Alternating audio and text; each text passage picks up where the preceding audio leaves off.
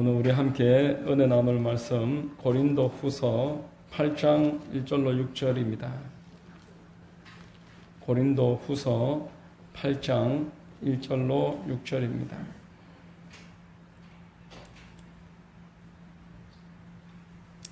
(894면) 고린도 후서 8장 1절로 6절을 봉독해 드리겠습니다. 형제들아, 하나님께서 마게도냐 교회들에게 주신 은혜를 우리가 너희에게 알리노니, 환난의 많은 시련 가운데서 그들의 넘치는 기쁨과 극심한 가난이 그들의 풍성한 연보를 넘치도록 하게 하였느니라. 내가 증언하노니 그들이 힘대로 할 뿐 아니라 힘에 지나도록 자원하여 이 은혜와 성도 섬기는 일에 참여함에 대하여 우리에게 간절히 구하니, 우리가 바라던 것뿐 아니라 그들이 먼저 자신을 주께 드리고 또 하나님의 뜻을 따라 우리에게 주었도다. 그러므로 우리가 디도를 권하여 그가 이미 너희 가운데서 시작하였은즉 이 은혜를 그대로 성취하게 하라 하였노라. 아멘. 할렐루야. 주일 오전 예배 나오신 여러분들 주님 이름으로 환영하고 축복합니다. 우리 옆에 분들과 한번 인사하겠습니다. 참 잘 오셨습니다. 참 잘 오셨습니다. 저는 봉독해드린 고린도 후서 8장 말씀을 근거로 해서 칭찬받는 사람, 이와 같은 제목의 말씀을 전하겠습니다. 우리 모두에게 성령이 큰 은혜 되어 주시기를 바랍니다. 제가 어느 큰 교회 목사님 설교하시는 내용을 들은 적이 있는데, 이 목사님이 이런 이야기를 몇 번 하시는 것을 기억을 합니다. 본인은 공적으로나 사적으로나 사람들을 칭찬하지 않는다. 앞으로도 성도들을 칭찬하지 않는다. 왜냐하면은 그 성도가 하나님과 자기 사이에 헌신을 한 것이기 때문에, 그가 꽃꽂이를 했든 봉고차를 헌물을 했든 어떤 큰 봉사를 했을지라도 그것은 하나님과 그의 관계이지 내가 중간에서 칭찬할 일이 아니기 때문에 칭찬하지 않는다, 이런 이야기 하시는 걸 들어봤습니다. 처음에는 그런가 보다, 나도 그래야 되는가 보다, 그런 생각을 했었는데 근래에 그게 성경적인가, 하나님도 우리가 서로 칭찬하지 않기를 바라시는가, 하나님만 사람을 칭찬하고 우리는 서로 칭찬하고 격려하고 또 다른 사람의 또 부족한 부분에 대해서는 아무 말도 하지 말아야 되고 그런 것인가, 그런 생각을 하는 계기가 있었습니다. 근래 알게 된 어느 분인데 너무 스스로를 자랑을 하는 거예요. 자기 스스로를 너무 자랑을 하고 자기 가족들을 너무 자랑을 하고 또 다른 사람에 대해서는 아주 박하게 이야기를 하는 겁니다. 타인은 그를 그렇게 아직 인정하지 않는데 자기 스스로를 그렇게 칭찬하는 것이 가한 것인가? 뭐를 본다, 듣는다, 이미 다 안다. 하나님이 설령 보여주셨다고 할지라도 그게 자랑하라고 보여주신 것일까? 성경에서 분명히 그게 아닌 걸 신약 성경에서 확실하게 알 수가 있고, 또 잠언서 27장 2절에 보면은 타인이 너를 칭찬하게 하고 내 입으로는 하지 말며 외인이 너를 칭찬하게 하고 내 입술로는 하지 말지니라, 명백하게 말했습니다. 참으로 칭찬받을 만한 사람은 자기가 스스로를 칭찬할 필요가 없는 것입니다. 이미 하나님이 옆에 있는 사람으로 하여금 칭찬하도록 하시기 때문에 자기 스스로를 그렇게 계속 칭찬하고 있을 필요가 없습니다. 남이 나를 그렇게 칭찬할 때도 겸손하게 과찬이십니다, 부족합니다, 그렇게 자기를 낮추어야지. 그리고 오히려 오늘 말씀에서 말하듯이 내 입으로는 남을 칭찬하는 겁니다. 내 입으로는 저 사람의 허물도 있지만 저 사람의 장점을 찾아서 칭찬해주고 격려해주고 잘한다고, 부족하지만 나도 예전에는 그랬지만 점점 좋아집니다, 이렇게 이야기를 해주는 것, 이게 성경에서 말하는 방식입니다. 여러분, 잘한 일은 마땅히 칭찬받아야 됩니다. 그리고 책망받을 일은 책망이 있어야 됩니다. 이게 성경의 방법입니다. 당근과 채찍이라는 말이 있듯이 잘하는 사람은 칭찬하고 격려하면 힘이 나서 더 잘합니다. 그리고 옆에 있는 자녀들이나 옆에 있는 그 후배들이나 보고 저렇게 하는 거구나 배웁니다. 그리고 책망은 그 사람을 바른 길로 인도해 주는 하나님의 방식입니다. 우리는 서로를 칭찬해야 되는 줄로 믿습니다. 서로 격려해야 되는 줄로 믿으시기를 바랍니다. 하나님이 그렇게 하셨습니다. 하나님이 뭐가 그렇게 부족해서 욥을 자랑하셨겠습니까? 욥이 아닌들 하나님 자랑할 일이 없었겠습니까? 욥이 완전한 사람도 아니었는데 욥이 그 연단이 길어지니까 왜 내가 태어났을까? 우리 부모님은 나를 왜 낳으셨을까? 딱 죽었으면 좋겠다. 그런 말을 계속 했었습니다. 그런데 욥을 하나님은 사탄에게 너 욥 봤느냐? 그런 사람 잘 없느니라. 욥기에 1장 2장에 보면은 계속 칭찬하십니다. 여러분, 예수님도 계속 사람들 칭찬하십니다. 이방인 수로보니게 여인 믿음을 보이니까 이런 믿음 내가 본 적이 없도다. 백부장에게도 참 너가 믿음이 있구나. 그리고 베다니에 마리아가 예수님께 향유를 부어 주었을 때에 칭찬을 하시고 이가 한 이 행동을 복음이 전파되는 모든 곳에서 알려라. 예수님도 그렇게 칭찬하셨습니다. 가난한 과부가 드리는 그 2렙돈의 헌금을 가장 큰 것이다 이렇게 칭찬하셨습니다. 다른 사람은 막 철철철철 넘치게 갖다 붓는데 작은 100원짜리 그러한 헌금을 부끄러운 마음에 정성껏 드리는 그 모습을 칭찬하셨습니다. 그런데 바리새인들은 엄하게 책망하셨습니다. 성전에서 장사하고 돈을 받고 이익을 위해서 그렇게 성전에 모여있는 무리들을 내쫓으셨습니다. 오늘 본문 고린도후서 8장에 보면은 사도 바울이 자기가 개척한 교회를 고린도 교회에다가 칭찬합니다. 마게도냐에 있는 교회들, 빌립보 교회라든지 그러한 데살로니가 교회라든지 칭찬합니다. 오늘 본문 1절과 2절에 그 칭찬의 내용이 나옵니다. 형제들아, 하나님께서 마게도냐 교회들에게 주신 은혜를 우리가 너희에게 알리노니. 자랑하는 거예요. 2절에 환난의 많은 시련 가운데서 그들의 넘치는 기쁨과 극심한 가난이 그들의 풍성한 연보를 넘치도록 하게 하였느니라. 야, 너희들도 내가 개척했지만 내가 개척한 저 마게도냐 교회들 한번 봐봐. 얼마나 저들이 환난이 있어도 기뻐하고 가난하지만 정성을 다해서 하나님을 섬기는지 한번 봐봐. 자랑하는 겁니다. 여러분, 하나님은 이렇듯 계속 칭찬하시고 자랑하는 일을 성경에서 보여주십니다. 나 스스로 자랑은 하지 말아라 하시지만 하나님도 성도를 칭찬하시고 자랑하시고 예수님도 그래 하셨고 또 사도 바울도 칭찬하고 책망하는 일이 계속 나왔던 것입니다. 하나님은 우리가 칭찬받는 사람 되기를 원하십니다. 여러분들이 하나님께 칭찬받는 사람들 되시기를 주의 이름으로 축원드립니다. 여러분, 은혜를 받는 사람은 많지만 칭찬받는 사람이 참 드뭅니다. 은혜는 그대로 하나님이 주시는데 칭찬은 그저 받는 게 아닙니다.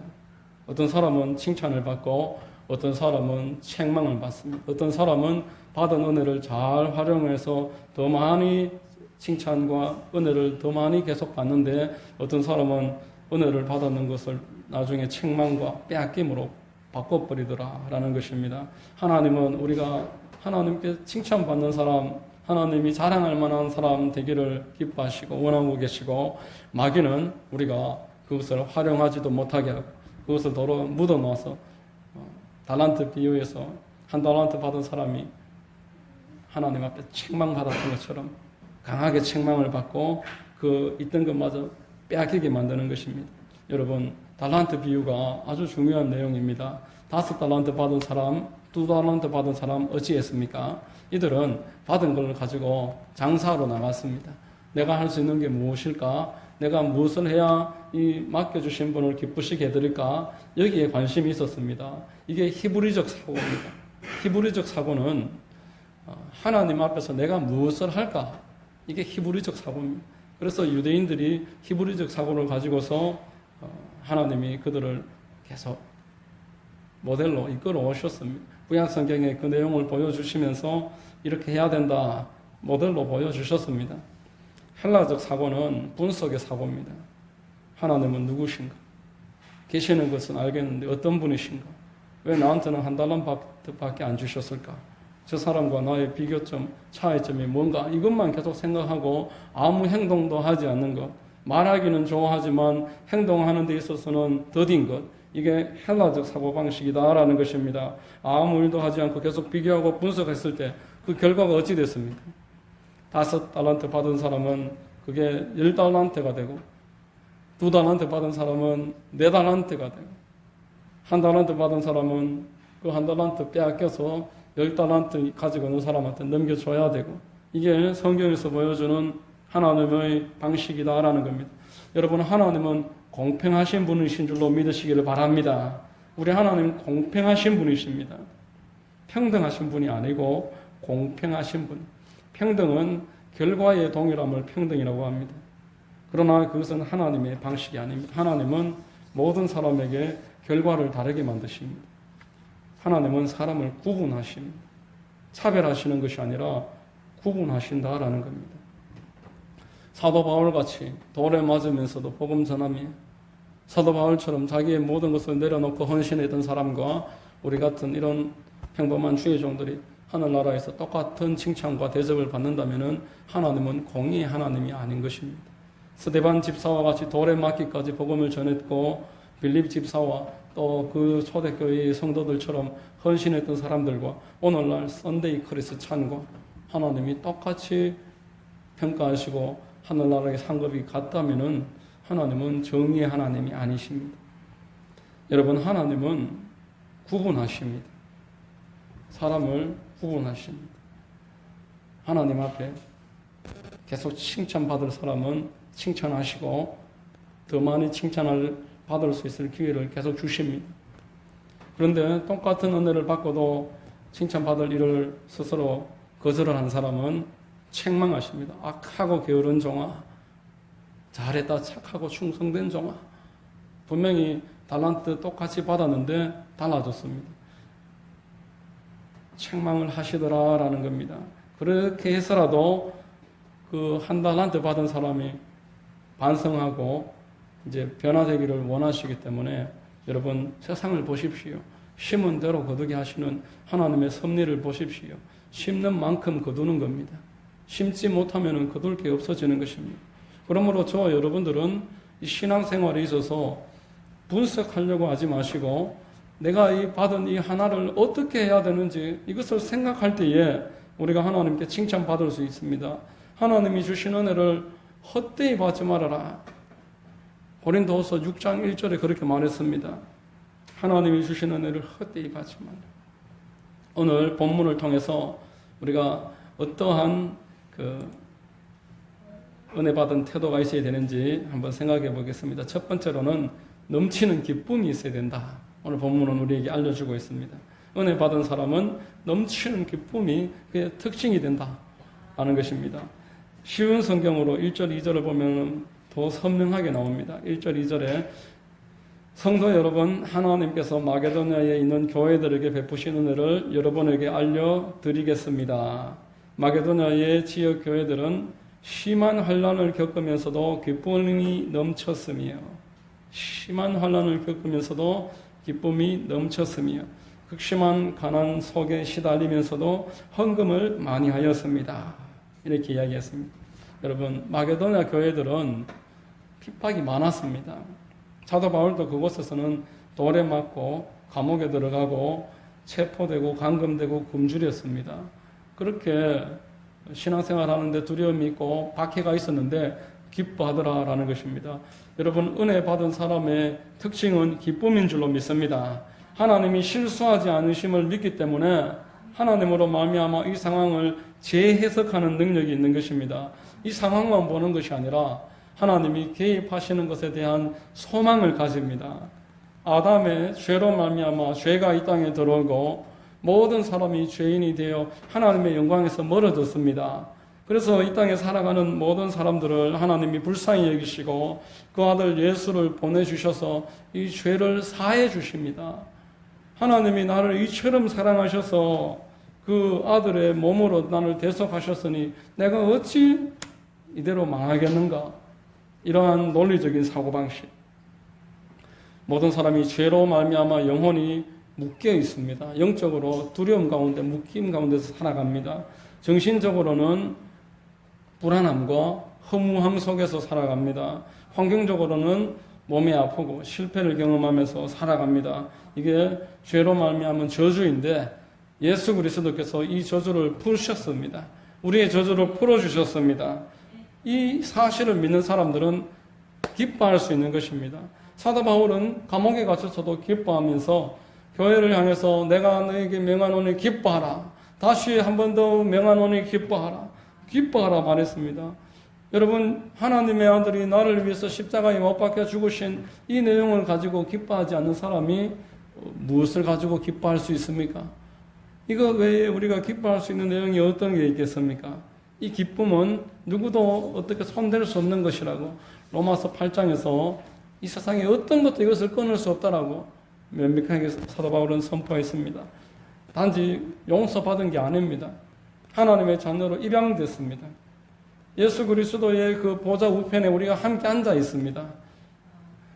예수 부활이 나의 부활이다라고 성경에서 말을 했습니다. 내가 지금 예수 안에 있다라는 겁니다. 지금 이 현실에서 살아가지만 하나님이 보실 때는 내가 예수님과 함께 십자가에서 죽었고 예수님과 함께 십자가에서 장사 지낸 바 되었으며 예수님과 함께 부활해서 예수님 보좌 우편에 지금 내가 앉아있다. 이게 하나님이 우리에게 보여주셨고 우리에게 주신 진리입니다. 이렇게 진리 가운데 있는 사람이 기뻐할 수 있는 거죠. 내가 하나님 편에 있으므로 기뻐할 수 있는 거죠. 여러분, 마치 회사에 회장의 아들이 그 회사에 입사한 것과 똑같이 비교할 수 있습니다. 신분을 드러내지 않고 회사에 입사를 했습니다. 그런데 어떤 대리한 사람이 비리를 행하고 있습니다. 회사의 불이익과 손해를 묵인합니다. 그리고 그 신입사원 옆에 있는 모든 자기 부하 직원들을 괴롭힙니다. 누가 이걸 알겠느냐? 희희낙낙 거리고 있습니다. 회장 아들이 볼 때 기분이 어떻겠습니까? 내가 지금 다 보고 있는데 누가 알기는 내가 지금 다 보고 있다. 다 기록하고 증거를 남겨놓습니다. 이제 이 사실이 드러날 것이니까 저가 하는 모든 행동이 가소롭습니다. 너무너무 재미있습니다. 이미 결과를 알고 있기 때문에 하나님이 개입하셨기 때문에 하나님이 다 보고 계시고 녹화하고 계시고 이제 드러내실 것이기 때문에 그 믿음을 가지고서 모든 상황을 보는 눈이 넓어진 것입니다. 지금 당장 이 일만 보는 것이 아니라 전체를 보는 시각이 생긴 겁니다. 고린도후서 4장 16절로 18절에 보면은 그러므로 우리가 낙심하지 아니하노니 우리의 그 사람은 낡아지나 우리의 속 사람은 날로 새로워지도다 라고 말했습니다. 우리가 잠시 받는 환난에 경한 것이 가벼운 것이 영원한 중한 것, 그 큰 영광을 우리에게 이루게 합니다 라고 말했습니다. 우리가 주목하는 것은 보이는 것이 아니요 보이지 않는 것이니 보이는 것은 잠깐이요 보이지 않는 것은 영원함이라 라고 말했습니다. 하나님을 믿는 만큼 이 현실을 보는 눈이 정확해집니다. 이 세상은 전체가 아니라 빙산의 일각일 뿐이라는 것입니다. 우리는 아무리 박해를 당해도 이것은 더 큰 영광을 가져오는 훈장이 된다는 겁니다. 내가 전쟁에서 쌓은 그 상처가 나중에 영광이 되는 것처럼 내가 그것을 통해서 보상을 받는 것처럼 하나님이 나의 이 경한 환난을 가지고서 나를 축복하실 것이다. 나를 기억하실 것이다. 내가 기억하게 해주실 것이다. 이 사실을 믿으니까 이 상황이 즐겁고 기쁜 것입니다. 초대교회 성도들은 내가 당하는 환난을 기뻐했습니다. 복음 전하면서 당하는 그 모욕을 수긍했습니다. 받아들였습니다. 그들에게 기쁨이 있었습니다. 여러분들에게도 기쁨이 있게 되시기를 바랍니다. 두 번째로 은혜 받은 사람에게는 풍성한 헌신이 있게 된다라는 겁니다. 여러분, 은혜 받은 사람은 즐거이 헌신합니다. 하나님의 나라는 부자들로 세워지지 않았습니다. 하나님은 부자나 가난한 자나 모두 다 쓰시지만 누구를 쓰시느냐? 헌신하는 사람을 쓰신다라는 것입니다. 오늘 1절, 2절 아까 읽었지만 다시 한 번 더 보겠습니다. 성도 여러분, 하나님께서 마게도냐에 있는 교회들에게 베푸신 은혜를 여러분에게 알려드리겠습니다. 마게도냐 지역 교회들은 심한 환난을 겪으면서도 기쁨이 넘쳤으며 극심한 가난 속에 시달리면서도 헌금을 많이 하였습니다. 라고 말합니다. 내가 지금 가난하지만 정성을 다해서 하나님 앞에 물질을 드렸다라는 것입니다. 이게 마게도냐 교회들이 하는 헌신이었고 바울이 이 사실을 여러 교회들 앞에서 자랑했습니다. 왜 그런지 말씀드리겠습니다. 여러분, 은혜를 받지 못하면은 헌신하지 않습니다. 오병이어 사건을 보면은 빌립이라는 사람이 나옵니다. 예수님이 어떻게 할지 이미 다 알고 계시는데 빌립에게 여기 한 2만 명이 있는데 어떻게 해야 될까 묻습니다. 이때 빌립이 뭐라고 대답했습니까? 여기는 광야입니다. 여기는 빵 공장도 없습니다. 이떠한들 우리는 돈도 없습니다. 사람이 너무너무 많습니다. 이래도 저래도 계속 안 된다는 이야기만 나왔습니다. 은혜 받지 못한 사람은 안 된다는 말밖에는 하지 않습니다. 나는 할 게 없습니다. 나는 받은 게 없습니다. 이렇게 말하는 것이 은혜 받지 못한 사람의 모습입니다. 그러나 다른 제자 안드레는 많은 은혜를 받았습니다. 뭐라고 말합니까? 주님이시여, 내가 받은 게 이거밖에 없습니다. 내가 지금 가지고 있는 게 이겁니다. 이것으로 어떻게 하시겠습니까? 오히려 물었을 때 예수님이 받으셔서 그것을 다 나누어주고 12광주리를 남기셨습니다. 그 12광주리는 누구 몫입니까? 제자들의 공동의 몫이지만 먼저 헌신했던 빌립이 안드레가 이 일에 대해서 더 많은 몫을 받아 마땅할 것입니다. 여러분, 하나님이 앞서 구분하신다 말씀했습니다. 하나님은 누구를 쓰시겠습니까? 하나님께 헌신하려는 마음이 있는 사람을 구분해서 쓰십니다.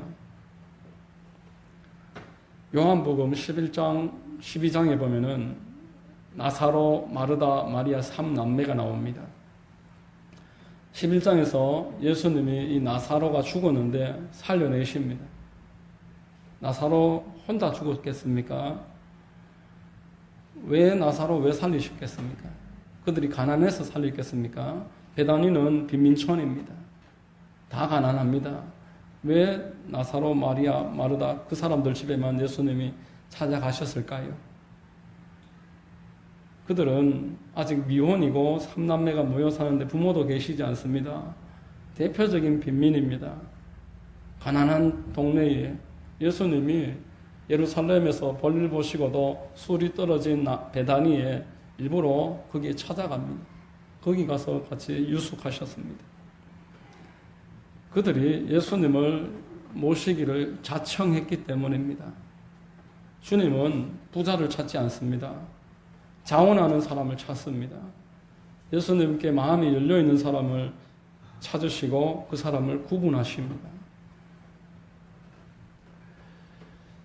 예수님은 제자들에게도 너희들이 다닐 때에 부자집에 찾아가라 이렇게 하지 아니하시고 합당한 사람을 찾아라. 마음 열려있는 사람을 찾아라. 하려고 하는 사람을 찾아라. 베다니에 많은 사람이 있고 다 가난했지만 이 삼남매의 마음이 열려있어서 언제나 예수님을 모시려는 마음이 있었습니다. 그래서 예수님은 그 집에 늘 찾아가셨어요. 그 사람 집에 가면 편하니까. 예수님을 환영하니까. 예수님 앞에 있는 그대로 예수님 기쁘게 같이 맞으니까 예수님이 찾아가시는 거예요. 부담스러워하고 준비를 하는 것도 인색하게 하고 오시는 것을 만류하면은 더 이상 찾아가시지 않습니다. 요한복음 11장에 보면은 예수님이 그들을 특별히 사랑하셨다 말씀합니다. 11장 3절 말씀에 이에 그 너희들이 예수께 사람을 보내어 이르되 주여 보시옵소서 사랑하시는 자가 병들었나이다. 나사로가 병들었는데 사랑하시는 자가 병들었나이다. 그 예수님이 그에게 갑니다. 예수께서 본래 마르다와 그 동생 나사로를 사랑하시더니 예수님이 그 무덤 앞에서 울자 유대인들이 이렇게 말합니다. 예수께서 눈물을 흘리시더라. 이에 유대인들이 말하되 보라 그를 얼마나 사랑하셨는가 라고 말했습니다. 평소에 이들의 헌신했던 내용이 요한복음 12장에 가면은 그 마리아가 아주 값비싼 향유를 가지고 와서 예수님 발 아래에 불어드리고 자기 머리털로 예수님 발을 닦으시는 그 장면에서 온전하게 드러납니다. 믿음이 없는 사람들이 뭐라고 옆에서 말합니까? 너도 가난한 주제에 뭐 하는 짓이냐? 그걸 가지고 더 가난한 사람들 주면 더 좋았을 것이다. 오늘도 믿음 없는 사람들은 우리 쓸 것도 없는데 누구를 섬긴단 말입니까? 하나님 나라는 저 많은 사람들이나 하라고 하십시오. 내가 무사도 않은데, 내가 건강하지도 않은데 무슨 교회 봉사를 합니까? 그렇게 이야기하는 사람들이 있다는 것입니다. 그러나 주님은 그렇게 말하는 사람들을 오히려 책망하십니다. 가만히 두어라. 저가 지금 나에게 좋은 일을 하였느니라. 또한 저가 한 이 일을 기록해라. 그리고 복음이 전해지는 모든 곳에 이 일을 알려라. 마태복음 26장 13절에 내가 진실로 너희에게 이르노니 온 천하에 어디서든지 이 복음이 전파되는 곳에서는 이 여자가 행한 일도 말하여 그를 기억하리라 라고 말합니다. 이 여자가 지금 헌신하는 거 너희들을 가르쳐라. 우리는 가난한데요, 우리는 약한데요, 우리는 부모도 없는데요, 그렇게 하지 않아도 된다라고 생각하는 사람들에게 분명히 말을 해줘라. 하나님은 사람을 구분하십니다. 하나님 앞에 헌신하려는 마음이 있는 사람의 마음을 받으십니다. 액수의 차이가 아닙니다. 액수는 많지 않아도 전혀 관계없습니다. 하나님은 그의 마음을 보십니다. 하나님은 그 사랑을 보십니다. 하나님을 존중히 여기는지 아닌지를 확인하기를 원하십니다. 사무엘상 2장 30절에 나를 존중히 여기는 자를 내가 존중히 여기고 나를 멸시하는 자를 내가 경멸하리라. 말라기에서 이렇게 말합니다. 너희들 총독한테 드릴 수도 없는 저 병든 것, 다리 저는 것, 저거 나한테 지금 가지고 오느냐? 사람한테도 하지 못할 짓을 지금 나한테 하느냐? 사람한테 너 그렇게 할 수 있느냐? 여러분들 집에 손님이 찾아오면 여러분들 어떻게 합니까? 예수님을 그 마음을 다해서 할 수 있는 한 정성을 다해서 섬기는 것을 원하십니다. 잠언서 8장 17절에 나를 사랑하는 자들이 나의 사랑을 입으며 나를 간절히 찾는 자가 나를 만날 것이니라 이렇게 말씀을 했습니다. 여러분, 구원은 은혜로 받습니다. 그러나 축복은 내가 심는 만큼 받습니다. 여러분들 보십시오. 주변에 5년이 지나도 그대로입니다. 10년이 지나도 변화가 없습니다. 오늘 성경을 통해서 제가 깨달은 것은 칭찬을 할 사람은 칭찬해야 되고 잘못한 이야기에 대해서는 말을 해줘야 되는구나. 듣기가 거북할 수 있으니까 말하면 뭐 하겠나, 알아서 하겠지. 하지 않더라는 거예요. 너희를 영접하는 것은 나를 영접하는 것이요 나를 영접하시는 것은 나를 보내신 하나님을 영접하시는 하는 것이다. 예수님이 말했습니다. 우리가 하나님을 영접을 하면은 하나님은 우리에게 심은 것보다 넘치도록 갚아주십니다. 여러분들이 어떻게 하나님을 영접하겠습니까? 지금 하나님을 여러분들이 어떻게 영접할 수 있습니까? 교회를 섬기는 것이 하나님을 섬기는 것입니다. 교회에게 하는 것이 하나님께 하는 것입니다. 교회는 예수 그리스도의 몸이라고 말했습니다. 예수님은 교회의 머리라고 에베소서에서 말씀했습니다. 교회를 내가 섬기는 것이 하나님을 섬기는 것이, 교회를 영접하는 것이 하나님을 영접하는 것이, 하나님께 드리는 것이 교회에서 하는 것이다 라고 말했습니다. 물론 세상 전체를 섬겨야 되지만 갈라디아서 6장에는 우선적으로 믿는 사람부터 섬겨라. 믿는 사람들의 모임부터 섬겨라. 이런 말씀을 했습니다. 교회가 믿는 사람들의 모임입니다. 여러분, 믿음은 은혜를 받으면은 영적인 통찰력이 생깁니다. 이게 하나님의 모임이구나. 하나님의 몸이구나. 내가 이것을 섬겨야지. 하나님이 기뻐하시는 일을 내가 찾아서 해야지.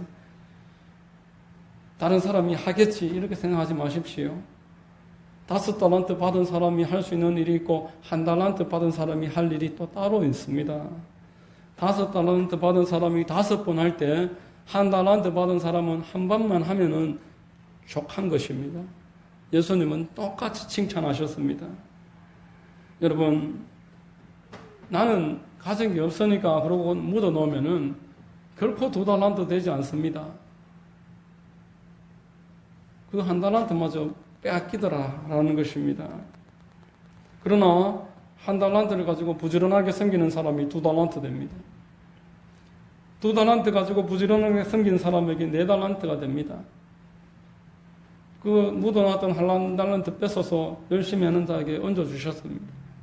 5달란트가 되고 10달란트가 되더라라는 것입니다. 여러분, 우리가 소망을 가지고 살아가려면은 내가 하나님께 받은 것을 가지고 하나님을 섬겨야 됩니다. 나에게 기회를 주지 않으면 기회를 주십시오. 요청해야 됩니다. 하나님이 기뻐하시는 일에 나를 헌신하는 사람을 하나님이 내버려 두시지 않습니다. 더 많은 일을 하도록 계속 복을 내리십니다. 오늘 고린도후서 8장 3절 4절에 내가 증언하노니 그들이 힘대로 할 뿐 아니라 힘에 지나도록 자원하여 이 은혜와 성도 섬기는 일에 참여함에 대하여 우리에게 간절히 구하니 이렇게 말합니다. 사도 바울에게 마게도나 교회가 섬길 기회를 주십시오. 내가 섬기기 원합니다. 나 비록 믿은 지 얼마 되지 않고 연약하지만 할 수 있는 일이 있습니다. 내가 할 수 있는 일은 내가 하겠습니다. 이렇게 요청을 하는 내용이 고린도후서 8장 3절 4절입니다. 이렇게 요청하는 사람은 하나님 기뻐하십니다. 근래에 우리 교회 성도님 한 분이 몸에 장애가 있으시고 불편한데도 참 마음에 감동될 만한 일을 하시는 것을 보고 제가 오늘 아침에 참 깊은 묵상을 했습니다. 그의 반찬을 내가 준비를 해오겠다. 만류를 했고 괜찮다고 말씀을 드렸지만 내가 하고 싶다 그렇게 하셔서 그래 하시라고 했더니만 새벽에 5시부터 일어나서 반찬을 갖다 얼마나 많이 해오셨는지 우리 성도들이 2번을 먹고도 남을 만큼 해오셨길래 참 무리하지 마시고 이렇게 자주 안 하셔도 되고 한 달에 한 번, 2달에 한 번만 하십시오. 그래도 몸은 힘들어도 기쁘고 즐겁다. 내가 할 수 있는 건 내가 앞으로 계속 하겠습니다. 이렇게 하길래 저는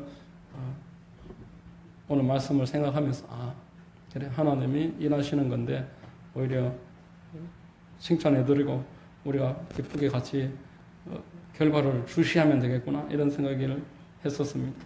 하나님은 동일하게 은혜를 주십니다. 처음부터 5달란트가 있는 경우는 없습니다.